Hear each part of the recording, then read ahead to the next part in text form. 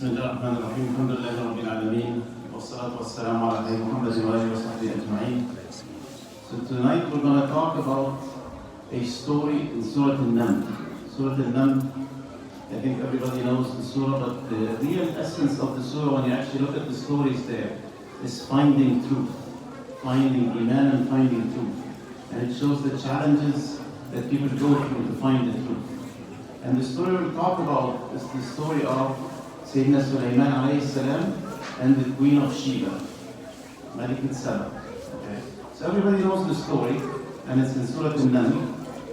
But here's the interesting thing that some of us don't really think about much. So you know the story, and the Queen of Sheba accepts Islam. How does the story actually start in the Quran? The story actually starts with a hoopoe. The story starts with an animal, just a bird, the hoopoe. So why does Allah start the story with the hoopoe? The story could have been easily just about Sayyidina Sulaiman alayhi salam and the Queen of Sheba. So when you actually look at the ayat, when Allah tells us the story in the Quran, you find stuff that is very interesting. So if you track those ayat, the hoopoe basically is flying on top of Sheba, and then he sees people, the queen, and the people worshipping the sun. Now I want you to put yourself into the position. When we read the stories of the Quran, we want to make sure our decision making is properly tuned so that we follow what Allah actually wants us to do. That's why Allah gives us those stories.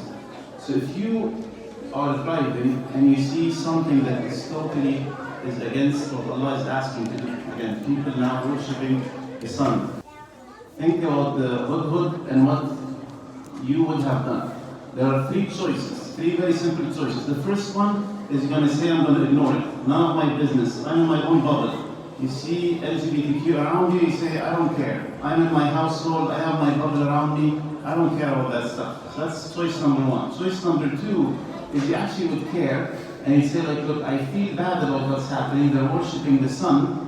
But what will you do? You're going to say, look, I have a very important appointment, which the Hudhud actually had, and there were consequences. In the Quran, Allah shows the consequences. Allah says that Sayyidina Sulaiman said, لَأَعْذِبَنَّهُ عَذَابًا شَدِيدًا أَوْ لَأَذْبَحَنَّهُ أَوْ لَيَأْتِيَنِّي بِسُلْطَانٍ مُبِينٍ. So if he doesn't actually, if the Hudhud was just late for the meeting with Sayyidina Sulaiman, then he could actually lose his life. He could be slaughtered. So there are real consequences. So you might say, you know what? I'm going to look at the situation and I'm going to say, I really feel bad for the people that are worshipping the sun, for the LGBTQ community, for whoever is doing what. And I'm just going to go with my life because I have a priority that is more important. There are consequences that will fall on me.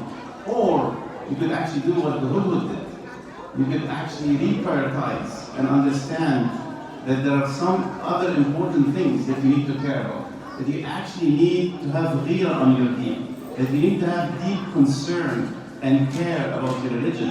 So that's exactly what the hoopoe does in the story. The hoopoe actually is delayed on Sayyidina Sulaiman. He looks, he makes sure he understands everything. He says, Sayyidina Sulaiman, I confirmed everything, I know exactly what I'm telling you about. And he chooses the idea that he's delayed and there might be consequences because he cares about the religion.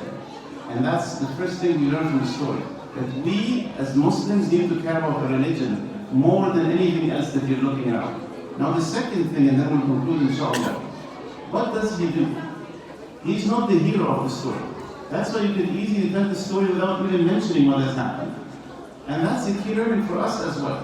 What does he actually do? He goes to Sayyidina Sulaiman and tells him what he has seen. And he just becomes a soldier that helps the process. But he's not the hero.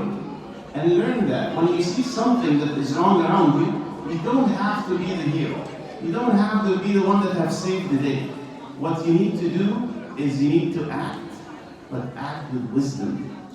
And the hoopoe here understood that wisdom is going to the authority, telling Sayyidina Sulaiman. So when we map that to our life very quickly, first and foremost, we need to have deep concern for our religion. We cannot just be in our bubble and say, I don't care. Whatever happens in this masjid, in ICI, you care. That's part of your bubble. You cannot be in an isolated bubble. Whatever happens in Irvine, you need to care.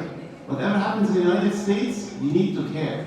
You cannot just say, I don't care. Whatever happens to our ummah in Palestine, you need to care. That's the first learning from the story.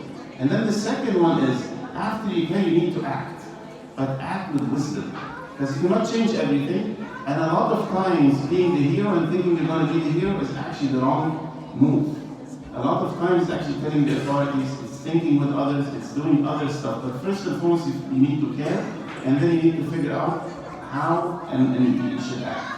So again, we take from the story of the simple hoopoe, and that's what Allah explains to us. One of these Allah tells us that is that one, care about your religion and feel that deep concern about the religion. And then two, think wisely before you act so that you can actually get to the best outcome possible. We ask Allah subhanahu wa ta'ala to make us among the people that care about the religion and that act appropriately and that use wisdom in our actions. اللهم اغفر لنا ذنوبنا واسرافنا في امرنا وثبت اقدامنا وانصرنا على القوم الكافرين. ربنا اغفر لنا ولاخواننا الذين سبقونا بالايمان ولا تجعل في قلوبنا غلا للذين امنوا ربنا انك رؤوف رحيم. ربنا هب لنا من ازواجنا وذرياتنا قرة اعين واجعلنا للمتقين اماما. اللهم انصر اخواننا المستضعفين في فلسطين. اللهم انصر اخواننا المستضعفين في فلسطين. اللهم انصر اخواننا المستضعفين في فلسطين. اللهم انزل الكتاب منزل السحاب هازم الاحزاب اهزم اعداء الدين وزلزلهم يا رب العالمين. اللهم اهزم الصهاينة المعتدين. اللهم اهزم الصهاينة المعتدين. اللهم تقبل شهداءنا. اللهم وداوي جرحانا. اللهم واعذرنا فيهم. اللهم